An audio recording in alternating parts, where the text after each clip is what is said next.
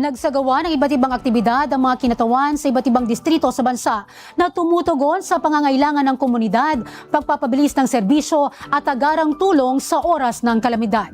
Si Dane Gulimlim, una sa balita. Matapos ang halos 3 dekada, tuluyan ng nalutas ang problema sa baha sa Chera Bella Subdivision, Barangay Culiat, Quezon City. Pinangunahan ni Quezon City 6th District Representative Mari B. Copilar ang pagsasakatuparan ng road rehabilitation sa El Estrada Street na sinimulan sa pamamagitan ng ribbon cutting ceremony.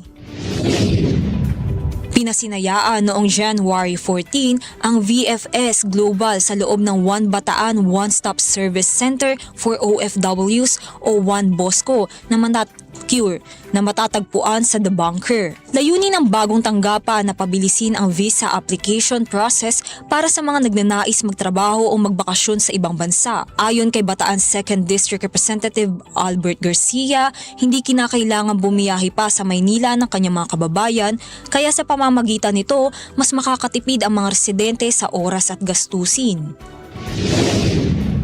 Nakiisa naman si Zambales 1st District Representative J. Conghun sa pagdiriwang na kapistahan ng Senyor Santo Niño sa Purok 1, Barangay Santa Rita, Olongapo City. Bilang bahagi ng pagdiriwang, namahagi si Conghun ng almusal sa mga dumalo sa banal na misa.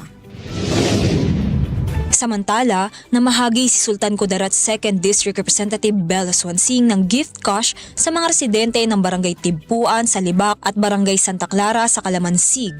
Ang aktibidad ay naisakatuparan sa tulong ng mga katuwang mula sa pribadong sektor. Layunin ng inisyatibo na magatid ng tulong at pag-asa sa mga kababayan para sa pagsisimula ng taon. Nauuna sa balitang totoo at laging bago, Dane Gulimlim, Alauna sa Balita, Congress TV.